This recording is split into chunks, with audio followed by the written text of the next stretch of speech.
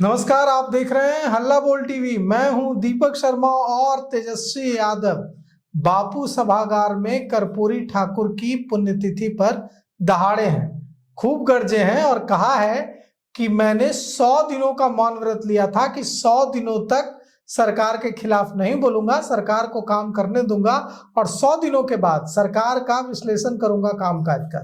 लेकिन मेरा मौन व्रत 4 दिन पहले ही टूट गया है, क्योंकि जिस तरह से बिहार में अपराध हुआ है और अपराध बढ़ने के दौरान पुलिस सेलेक्टिव होकर काम कर रही है, इससे अब बोलना ही पड़ेगा। तो तेजस्वी यादव ने अपने नेताओं, अपने कार्यकर्ताओं, पार्टी की जो कोर है उसको एक गहरा मैसेज दिया है और हमारे साथ हैं उस कार्यक्रम से अभी अभी लौटे गोह, औरंगाबाद के गोह से राष्ट्रीय जनता दल के नेता नंदलाल यादव। इनसे हम पूछेंगे, इनसे हम समझेंगे कि राष्ट्रीय जनता दल के कार्यकर्ताओं में आज तेजस्वी यादव के इस भाषण का क्या मतलब गया है, क्या मायने गया है। तो राष्ट्रीय जनता दल के जो कार्यकर्ता हैं नंदलाल जी, वो क्या मैसेज ले रहे हैं आज तेजस्वी यादव के भाषण से? देखिए, आपकी पार्टी के अब राष्ट्रीय कार्यकारी अध्यक्ष हैं। देखिए, सबसे पहले मैं आपके चैनल को धन्यवाद देता हूं और आपका जो सवाल है कि तेजस्वी यादव अपने कार्यकर्ताओं को क्या मैसेज दिए, तो इस देश के जाने माने और चर्चित और जिनको जन नायक की उपाधि दी गई, कोई सरकारी वो उपाधि नहीं है, लेकिन जनता की उपाधि होती है, जो जनता के लिए काम करते हैं उनकी उपाधि। तो उनका 38वां पुण्यतिथि था। उस कार्यक्रम में पूरे बिहार से राष्ट्रीय जनता दल के सभी स्तर के लीडर आए हुए थे और उसमें सभी जो भी कर्पूरी जी के समय के उनके साथ जो कार्य करने वाले भी, मंगनी लाल मंडल, अब्दुल वारिस सिद्दीकी जैसे जो वरिष्ठ नेता थे, सारे लोग ने उनकी कार्य जो प्रणाली थी और जो उन्होंने किया था आम आवाम के लिए, उस पर चर्चा की। तेजस्वी यादव, चूंकि उनका नज़दीक से उनके साथ काम करने का मौका नहीं मिला था, लेकिन कोई भी आने वाली पीढ़ी इतिहास पढ़ता है और इतिहास पढ़ करके ही उसका अवलोकन करता है और उस रास्ते पर चलने का काम करता है। तो देश के बड़े नेता जो जननायक के रूप में उभरे, निश्चित रूप से आज भी देश के आम आवाम को उनके रास्ते पर चलने की जरूरत है।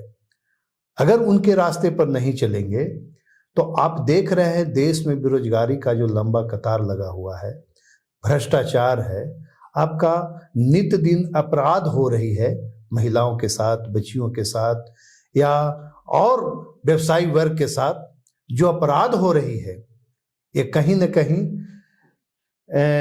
आप कहिए कि राजनीति का जो उसमें प्रदूषित हुआ है राजनीति, उसके वजह से हो रहा है। तो तेजस्वी यादव ने इस चुनाव के बाद पहली बार बड़ा कार्यक्रम किया है और उसमें जब उन्हें कार्यकारी अध्यक्ष के रूप में चुना गया है, क्योंकि इससे पहले नेता प्रतिपक्ष भी रहे, वो उप मुख्यमंत्री भी रहे, लेकिन पार्टी के पदाधिकारी के रूप में उन्हें कोई जिम्मेदारी नहीं थी।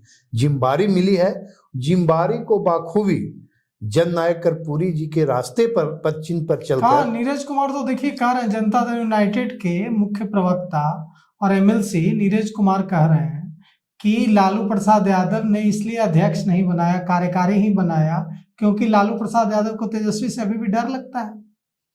देखिए, वो पूरा अधिकार ले लेंगे मेरा। वैसी कोई बात नहीं है, क्योंकि हर पार्टी का जो पदाधिकारी का चुनाव होता है, चुनावी प्रक्रिया से उसको गुजरना पड़ता है। तो लालू प्रसाद जी अभी अध्यक्ष है, राष्ट्रीय अध्यक्ष है, वो निर्वाचित हुए हैं और अपने शारीरिक अवस्था के वजह से, चूंकि कार्य करने में उन्हें परेशानी हो रही है, जो उनका बीमारी है, तरह तरह की परेशानियां हैं, शारीरिक अवस्था, उम्र का जो स्थिति है, तो उसके चलते कोई भी पार्टी कार्यकारी अध्यक्ष, आप देखें भारतीय जनता पार्टी में नितिन नवीन जी को कार्यकारी अध्यक्ष बनाया गया, फिर अध्यक्ष, बाद में निर्वाचित हुए वो। तो उसी तरह से जब फिर अगला पार्टी का चुनाव का समय आएगा तो हम समझते हैं लालू प्रसाद जी जिस अवस्था में अभी उम्र की अवस्था में चले गए हैं, मार्गदर्शक रहेंगे, लेकिन आने वाला समय में तेजस्वी जी ने जो जिम्मा लिया है, जवाबदेही अगर बाखूबी निभाते हैं तो अध्यक्ष भी अगला राष्ट्रीय अध्यक्ष पार्टी का बनेंगे। मतलब राष्ट्रीय जनता दल के कार्यकर्ताओं नेताओं ने अभी से तेजस्वी यादव को राष्ट्रीय अध्यक्ष के रूप में देखना शुरू कर दिया। बिल्कुल, चूंकि काम काज उनको माथे पर है और आज उन्होंने एक बड़ी बात कही है कार्यकर्ताओं के लिए कि फिर से हम लोग को पार्टी को ग्राउंड लेवल से इसको उठाना है। हम नीचे से जाकर के कार्यकर्ता से संवाद करेंगे और हर स्तर के जो वर्कर हैं, हर वर्ग के जो लोग हैं, उनसे मिल करके हम नए नए कार्यकर्ता को पार्टी से जोड़ करके और पार्टी को मजबूती प्रदान करेंगे। क्योंकि ग्राउंड लेवल पर जब पार्टी मजबूत होगी तो निश्चित रूप से परिणाम में हम उसको बदल सकते हैं, सकारात्मक परिणाम उससे आ सकता है। तो पार्टी के कार्यकर्ता तो ग्राउंड लेवल के कह रहे हैं कि पार्टी में मैनेजर संस्कृति बढ़ गई है, मैनेजर सक्रिय हो गए हैं। कार्यकर्ता की जिस तरह से लालू प्रसाद यादव के जब कार्यकाल में जिस तरह से पूछ होती थी, वो पूछ अब राजद में कार्यकर्ताओं की नहीं रह गई है, मैनेजर्स की पूछ हो रही है। देखिए, वैसी बात नहीं है। एक कुछ लोग बोलते हैं, वो बोलते हैं दोषारोपण के लिए, पार्टी के कार्यकर्ता नहीं बोलते हैं। हम जिस जिला से आए हैं, आप विगत जो विधानसभा का चुनाव हुआ उसमें आपको 2 कार्यकर्ता बिल्कुल जो ग्राउंड स्तर पर काम करने वाले कार्यकर्ता थे, उनको टिकट दिया पार्टी ने। आपको नवीनगर से जो दिया गया अमोद चंद्रवंशी जी को, आपको जिला के अध्यक्ष थे अमरेंद्र कुशवाहा जी, जिनको गोह से दिया गया, जीत गए। वहां पर अमोद चंद्रवंशी जी को साजिशन हराया गया है, बहुत कम वोट। तो कार्यकर्ता को टिकट दिया गया। कार्यकर्ता की पूछ है, कोई मैनेजर रूप में रह करके पार्टी को चला रहा है, ऐसा कोई बात नहीं है। पार्टी बिल्कुल स्वतंत्र है।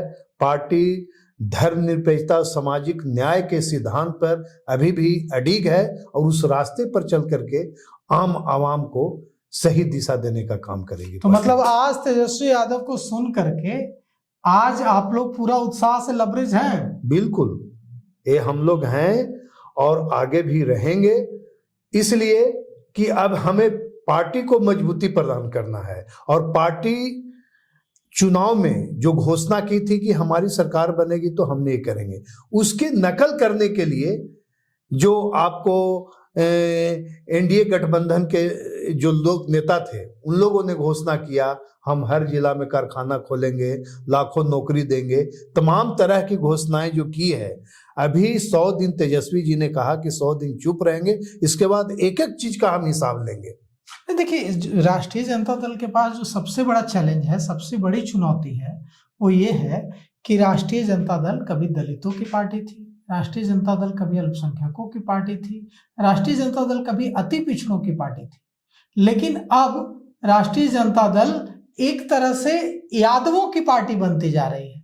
और यही चाहता है जो कुछ ताकतें जो है सत्ता में, वो यही चाहती हैं कि राष्ट्रीय जनता दल यादवों की पार्टी बन जाए, और आप वही बनते जा रहे हैं। तो आपसे फिर दलित जुड़े, आपसे फिर अति पिछड़ा जुड़े, आपसे फिर दूसरी जातियां जुड़े, इसके लिए आप क्या कर रहे हैं? नहीं, देखिए, यह आरोप है, सच्चाई यह नहीं है।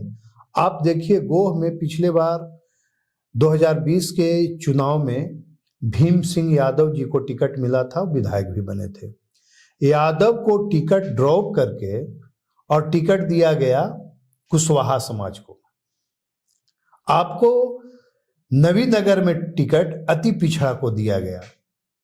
आपको माइनॉरिटी का टिकट जो बनता था डेहरी में, वहां भी दिया गया आपको चंद्रवंशी समाज को। तो ऐसा कहाँ है कि यादव की पार्टी बनती जा रही है?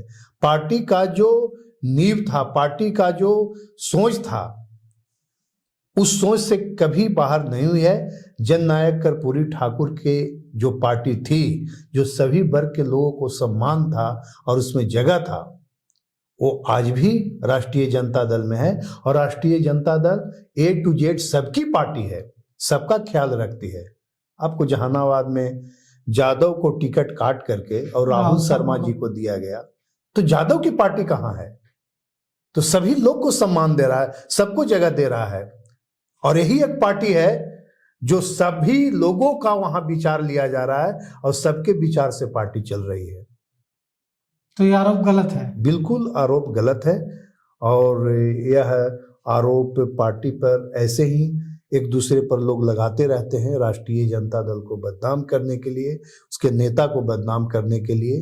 नेता कार्यकर्ता A to Z पार्टी बनाने की मानसिकता के साथ हैं, नेता भी हैं और सभी कार्यकर्ता भी सभी के साथ सामंजस्य बनाकर पार्टी को A to Z के रूप में ही रखना चाहते हैं। अभी कुछ ही महीनों का वक्त बचा है, पंचायत चुनाव पूरे बिहार में होगा, उसके लिए राष्ट्रीय जनता दल कितना तैयार है? देखिए, चूंकि यह जो चुनाव है पार्टी स्तर पर है नहीं, लेकिन पार्टी स्तर पर अघोषित रूप से पार्टी स्तर पर ही होता है, घोषित रूप से नहीं होता है।